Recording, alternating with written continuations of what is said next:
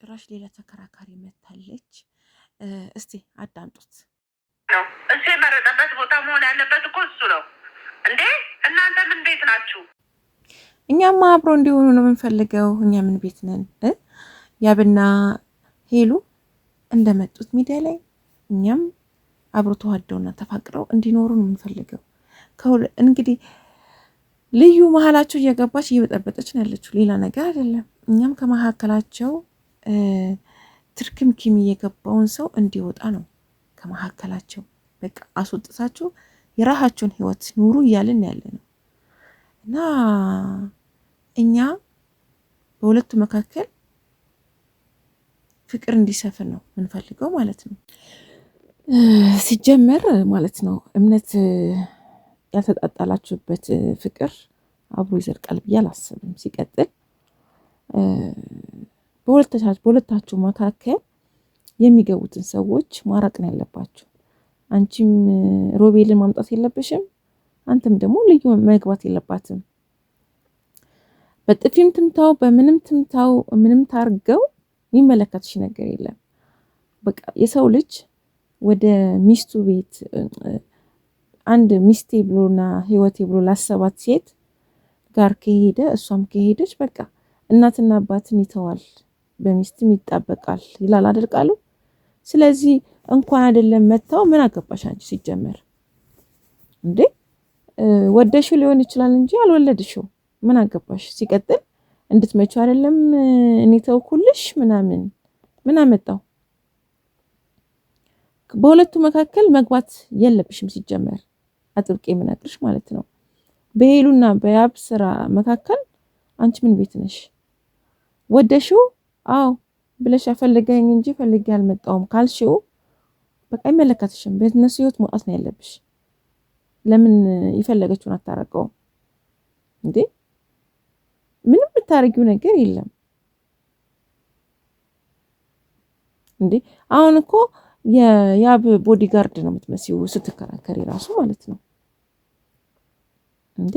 የሆነ ነገር ሲፈጠር ያብን ለራሷን ለማድረግ እያሰበች እየጠበቀች በቃ የሆነ አጋጣሚ የምትጠብቂ የምትመስይው። ምን አገባሽ? ሁለቱም ችግራቸው መፍታት አለባቸው። ሁለቱም ችግራቸው መፍታት ያለባቸው የህይወታቸው ጉዳይ ነው። ሁለቱም በአንድ ላይ ማድረግ የሚችሉትን ያውቃሉ። በቃ ተቆጣችም፣ ተነጫነጨችም፣ ተናገረችው አይመለከትሽም እዚህ ውስጥ ማለት ነው። እሱ የፈለገው ነገር ሲያደርግ አልነበር እንዴ? ሲወረውራት እንደፈለገ ሲያደርጋት አልነበር እንዴ? እና አሁንም ቢሆን ማለት ነው ትንሽ ትልቁም ያስኮረፈክ ትንሽ ትልቁ እንዲያደረግሽ እምነት የምታጣበት ከሆነ ይሄ አያዘልቅህም። ምክንያቱም ያሁን ያላመንክበትን ነገር እሷ እኮ እንዲህ ናት ብለህ በኩራት ማትኮራባት ሴት ሆና ከታየች መተው ነው የሚገባ። በቃ እንደዛ ካልሆነችልህ ካልተመቸችክ ተዋት። እንደዛ አንቺ አጥቼ መኖር አልችልም ብለህ ታቅፋታለህ። እንደጋ መልሰህ ደግሞ አላምንሽም ማለት እኮ ነው። ከእንትን አውጥተክ እንደገና ይሄን እንደዚህ ልኮልኝ እምነት ያጣሁት እንደዚህ ነው ምናምን ምክንያት ቢያንስ እሷ እኮ እንዲያታረግም ብለህ ልትኮራባት ይገባል። እሷ ላንተ ሁሉ ነገሯን አሳልፋ እስከሰጠች ድረስ አንተን አምና እስከተቀበለች ድረስ ምን ያደረገች ነገር አለ? ምን ያስከፋች ነገር አለ? እንግዲህ ባደረከው ነገር ባጠፋኸው ነገር ልዩን አምጥተክ ራስን ብቻ ወዳድ አድርገህ በቆጠርክበት መንገድ ላይ እንግዲህ እሷ ሮቤል መጥቶ አብራ ሆና ፍቅሯን ለመመለስ ሞከረች። እሷ እንደ ሴት ተጠቅማ ቤቷን ለማዳን ትዳሯን ለማዳን ፍቅሯን ለማዳን አንተን ወደ ራሷን ለማምጣት ስትል ሮቤልን ተጠቀመች። ያ ቅናት ስለያዘ እኔ ካላንቺ አልኖርም አብረሽ እኖራለሁ ብለህ መጣ። ያንን መቋቋም ካልቻልክ አሁንም ፍቅር አትጀምር፣ ትዳር አትጀምር፣ ህይወት አትጀምር። ትንሽ ነገር ትኩ የሚያደርግ ከሆነ ይሄ አያዋጣህም እንዴ። በቃ ሁለታችሁን እሷን ልታዳምጣት ይገባል፣ አንቺም እሱን ልታዳምጪ ይገባል። በቃ ማንም ሊያሳርቃችሁ አይገባም። አምላካችሁን ፈጣሪያችሁን የፈጠራችሁን ፈጣሪ እየተማጸናችሁና እየለመናችሁ በቃ ህይወታችሁ እንዲቀጥል፣ ትዳራችሁ እንዲቀጥል፣ ትዳራችሁ እንዲሰምር፣ ፍቅራችሁ እንዲጸና አድርጋችሁ በቃ ፈጣሪያችሁን ይዛችሁ መጓዝ ነው እንጂ የሰው ልጅ ምን ያደርጋል? ሰው በመሀል ሲገባ የብዙ ሀሳብ ብዙ ነው። ለምን አትየውም? እንደዚህ ያደረገሽ እንዲሆንሽ አንቺን እየጎዳ እንደዚህ ብዙ ነገሮች ተባይ ትችያለሽ። ሴት ልጅ ግን ብልሃት ሊኖራት ይገባል። ጥበበኛ ናት ሲባል የለ በቃ ጥበብሽን ተጠቀሚ። ስለዚህ አንተ ልታምናት ይገባል። ምንድን ነው አምላኳ የምትፈራ ሴት ነች። እውነተኛ ልጅ ናት። ስለዚህ ብዙ የሚፈልጓት ብዙ ያጧት ብዙ እስካሁን ድረስ ስትሄድባቸው የገባቸው ሲያጧት የገባቸው እስካሁን ድረስ አሉ እያለቀሱ። አንተ ደግሞ በእጅ ስላለች ምንም እየመሰለህ አይመስለኝም። ገባ? ስለዚህ አሁንም ሰዎች ካንተ ነጥለው የነሱ ማድረግ የሚፈልጉ ብዙ ስላሉ ነገ ደግሞ ኤአይ ነው ብለህ ሳትጠራጠር ልታስተውል ይገባል። ከሷ ጋር ብቻ ተነጋገር። እምነትህ ከሄሉና ሄሉ ብቻ ይሁን። እልከኛ አትሁን። ስለዚህ እሷ ውሸት አታውቅም። እውነተኛውን የምትነግርህ በቃ ከመሳቅ ውጪ ምንም ነገር አላየሁባትም። እንደውም እድለኛ ነህ። እንደዚህ አይነት ቆንጆና ብልህ ሴት ማግኘትህ በጣም እድለኛ ነህ። ፈጣሪን ልታመሰግን ይገባል። ስለዚህ ያቺ ልዩን አባራት።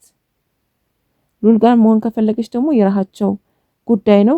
ራሳቸውን ችለው ከናንተ መሀል ወጥተው የፈለጉት እንዲሆኑ ይችላሉ። ግን አብራህ ባትሆን ይመረጣል።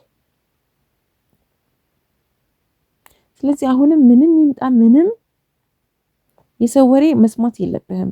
ቶሎ ቱክ የዛን ሰዓት ራሱ እየነገረክ ፊትህ ምን አይነት እንትን በቃ ይሄ አለቀውም እስቲ አጣራለሁ እንደዚህ ምናምን ምትል የምትመስለው የዛን ሰዓት ራሱ አብረህ ቆመክ እየነገሩ። ስለዚህ እውነት ትዳር የምትፈልጉ ባልና ሚስት መሆን የምትፈልጉ ህይወትን መመስረት የምትፈልጉ በቃ ይሄን ነገር የምትፈልጉ ከሆነ ከህይወታችሁ መውጣት ያለባቸውን ሰዎች ፍንቅል አድርጋችሁ አውጡ። ስለዚህ ይሄ ነው የምላችሁ። በገባህ በወጣህ ቁጥር መጨቅጨቅ ነው ስራ ካንተ። ስለዚህ በሄሉ እምነት ይኖረ እምነት የሌለው ነገር ህይወት አይሆንም። ስለዚህ የሰው ወሬ አትስማ በእውነት። ስለዚህ ራስን ሁን። እናንተ ደግሞ የሰው ደስታ የምትነሱ ሰዎች ግን እግዚአብሔር ልብና ቀልብ ይስጣችሁ።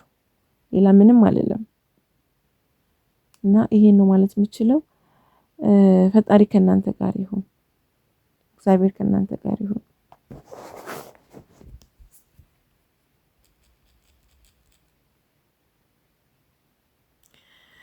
ብቻ ያው